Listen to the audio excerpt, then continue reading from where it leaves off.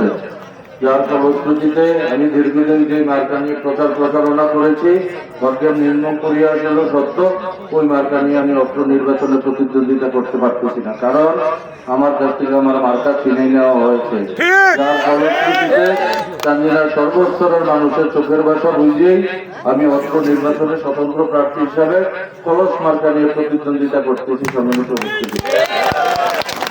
সম্মানিত উপস্থিতি, আপনারা সবাই অবগত, এই যে 12 ফেব্রুয়ারির যে নির্বাচনটা, এই নির্বাচনের আপনারা ভোট দেওয়ার আগে 2-3টা বিষয় আপনারা দয়া করে খেয়াল রাখতে হবে। খেয়াল হলো 5ই আগস্টের পর থেকে এই যে গত 13-14 দিন আগ পর্যন্ত যতদিন আমি বাংলাদেশ জাতীয়তাবাদী দলের নগণ্য সমর্থকের দায়িত্ব পালন করছি, দয়া করে বলেন 5ই আগস্টের পরে আমি একটা মামলা করছি, কারণ আমি কারোর উপরে ওজোর জুলুম করছি?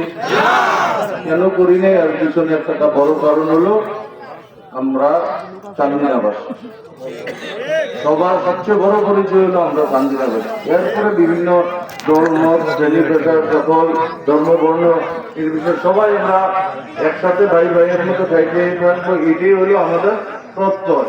কারণ সম্মানিত উপস্থিতি, এই যে মনে করেন আমি ক্ষুদ্র মানুষ হিসাবে আমার একটা ইচ্ছা, অতীতে যে ধরনের রাজনৈতিক ট্রেডিশনটা চলমান ছিল, আমি চাই না এই ধরনের ট্রেডিশন আর সামনে চলমান থাকুক।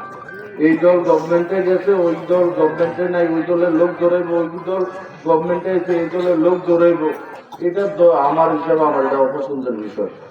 কারণ দিন শেষে কিন্তু আমরা চান্দিনাবাসী, ক্ষমতা রাজনীতিবিদ ক্ষমতা পাইলে বোঝা যায় আসল তার চরিত্র।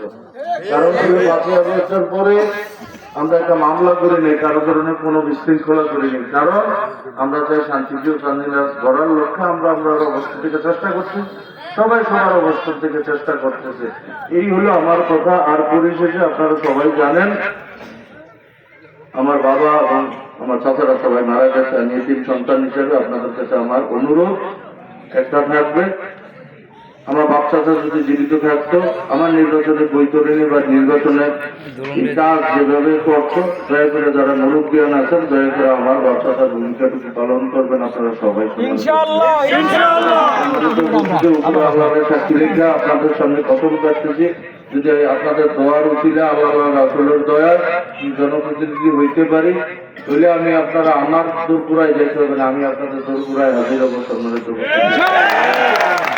আরেকটা বিষয়, সম্মানিত উপস্থিতি, যারা মুরব্বিয়ান আছেন বা মাসাফিরা যারা আছেন, আমার তাদের কাছে আমার একটা অনুরোধটা হলো, যারা মুরব্বিয়ান আছেন দয়া করে আপনারা বাড়ি থেকে এই প্রোগ্রাম শেষে 1 ঘন্টা বা 2 ঘন্টা পরে বাড়িতে ফিরে যাবেন ইনশাআল্লাহ। তো আমার একটা অনুরোধ, বাড়িতে যখন ফিরে যাবেন মাসাফিদেরকে আপনারা বলবেন, আপনাদের ঘরের মাসাফিদেরও বলবেন কুশধরম সাহেবের ছেলে আসছিল, অদম মানুষ, এতিম মানুষ, আপনাদের মাধ্যমে আমিও তাদের কাছে দোয়া চাইছি। আর যারা মাসাফিরা আছে তাদের বাসায় বাচ্চারা যারা আছে তাদের কাছে গিয়ে বলবেন আমি অদম এতিমে আসছিলাম, তাদের কাছে আমি দোয়া চাইছি। কারণ উপরওয়ালা কার হাত জোড়া কবুল করে ওইটা কিন্তু আমরা কেউ জানি না, কেউ জানি কিনা বলেন। আমার কথা হইলো আপনাদের দোয়ার উচিলে আল্লাহ রাসূল যদি 12 ফেব্রুয়ারি নির্বাচনে বৈতরণী সহজ করে দেয়, তাহলে তো দোষের কিছু নাই। আমি বিশ্বাস করি মানুষের ভাগ্য পরিবর্তন হয় 2 জিনিসে, এক হলো কর্ম, আরেক হলো দোয়া। আমি বাংলাদেশ জাতীয়তাবাদী দলে যখন ছিলাম তখন থেকে শুরু করে এখন পর্যন্ত আমি মানুষের দ্বারে দ্বারে যাওয়ার চেষ্টা করতেছি, আর এখন পর্যন্ত আমি দ্বারে দ্বারে চেষ্টা করতেছি। আর আপনাদের অবস্থান থেকে আপনারা দয়া করে দোয়া করবেন যাতে আপনাদের অবস্থান থেকে আমরা দোয়া ভালোবাসা 12 ফেব্রুয়ারি নির্বাচনে যাতে আমরা ভালো করে বার করতে পারি। আমি আর কথা বাড়াবো না, আপনাদের অবস্থান থেকে আমরা দোয়া করবেন, সবাই ভালো থাকবেন, অত দিনের জন্য দোয়া করবেন, আর আমার কলস মার্কার জন্য একটা ভোট দিবেন।